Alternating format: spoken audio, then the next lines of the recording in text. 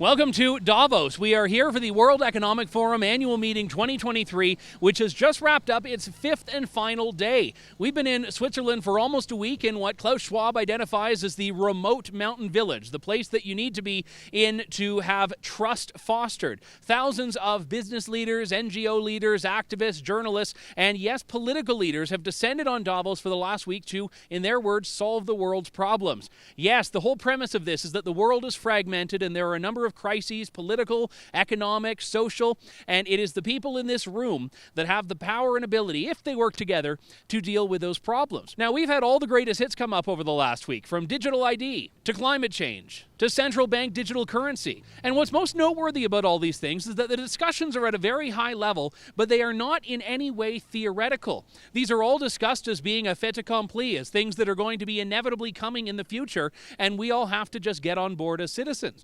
By the time these discussions trickle down to our governments, to political parties' platforms, in many respects, the decisions have already been made. And that remains the real question of what's happening here in Davos. Is the real action what's happening on the public agenda, the programs that you can live stream and that we've been sharing clips from? Or is the real power in the bilateral and multilateral meeting room, where world leaders and business leaders are getting together without any scrutiny of the press, where my lowly orange press badge does not grant me access? Many people over the past week have been all too willing and pleased to chat about what it is they're doing here in Davos and what their visions are for a number of things, but notably some of these political leaders have not wanted to talk, like Chrystia Freeland, or John Kerry, or even Her Royal Highness Princess Beatrice.